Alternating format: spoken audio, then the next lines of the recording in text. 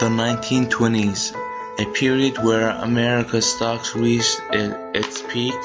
Everyone invested in stocks. They used to get loans from banks that was more than what they had and poured that in with the little they had in the stock, where it was only going up. Their greed led them to their end. On October 1929, America faced its greatest market crash in its history. The main reason for the Great Depression is speculation and buying on mortgage. The market crash led a mass panic of the population and everyone cashing their paychecks in.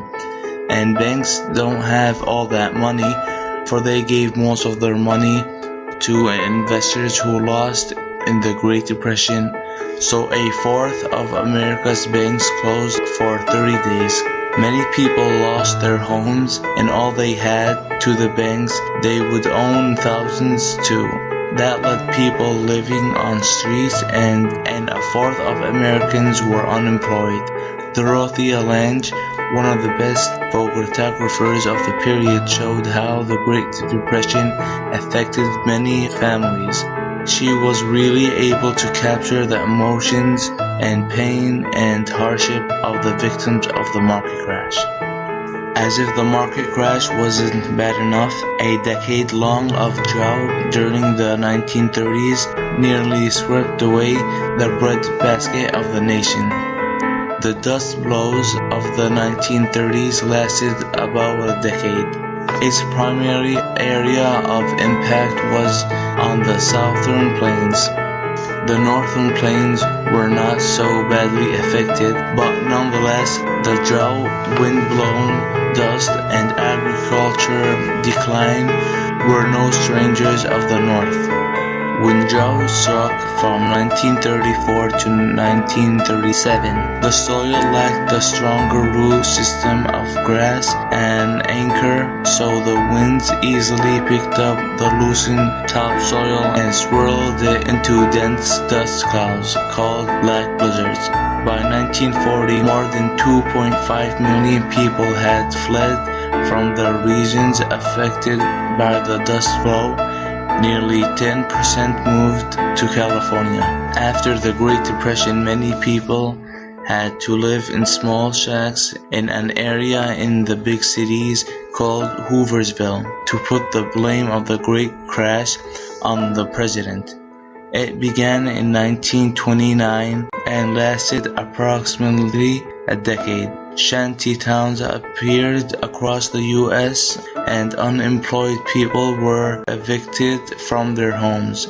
The assembly of some 43,000 marches and 17,000 World War I veterans, their family and affiliated groups who gathered in Washington, D.C.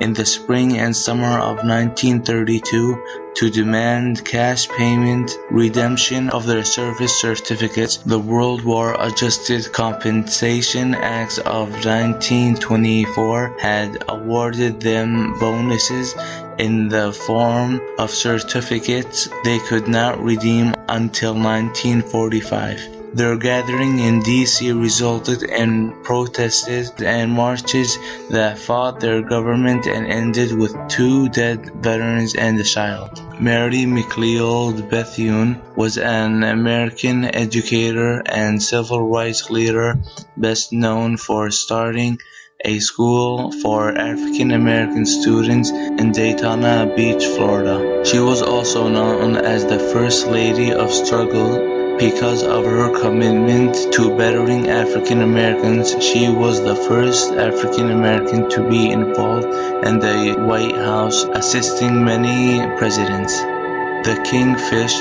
also known as Hugh Pierce Long Jr., was the 4th governor of Louisiana. A Democrat, he was an outspoken populist who denounced the rich and the banks and called for the share of the wealth. Long was a far left wing where he believed that all should share the money to get Americans out of the Depression. He guaranteed annual income of at least $5,000 for every American, financed by compensation wealth of people who made over $5 million per year. In 1932, Roosevelt was elected for office, and in November 8, 1932, he became the 37th President of the United States. It was almost certain that he would win against Hoover. After the Great Depression and the other events during Hoover's period, he was the best seen for office. Plus, Roosevelt was a smart and strong public figure. He knew how to deal with people, and he always knew what to say and do. After Franklin won, he set to do all that he promised to get America out of the Depression. So the New Deal was founded. The New Deal was founded before Franklin, but it was not what it was known today. When Roosevelt came into office, he perfected the New Deal with the Social Security, TVA, FDIC, CCC, and FHA Acts. Some saw some of the acts were wrong and ended the acts, like the AAA that ended in 1936, and some acts like the Social Security are still active to this day. But overall, the purpose of the New Deal was to save capitalism by three important R's: relief, to provide jobs for the unemployed; recovery, to get the economy back to high gears; and reform, to regulate banks and abolish child labor and to conserve farmlands.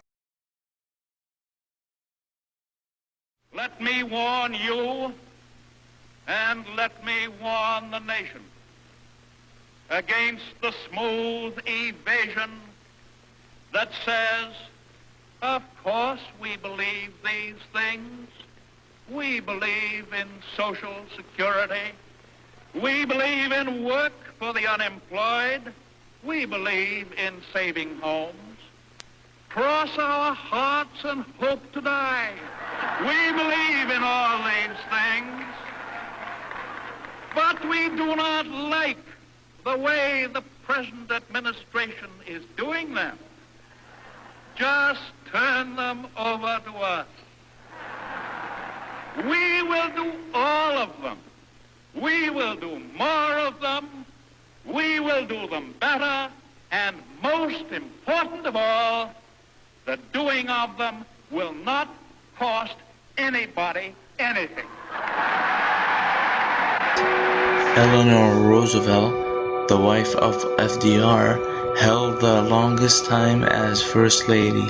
She was involved in numerous human rights and civil rights areas. In the end, whether you see Roosevelt as the beloved president who was re-elected 3 times until he died, or the first president to use government power to be in direct competition with private companies, FDR really did change America and Americans' expectations forever. So as Eric Forner said, the New Deal made the government an institution directly experienced in Americans' daily lives and directly concerned with their welfare.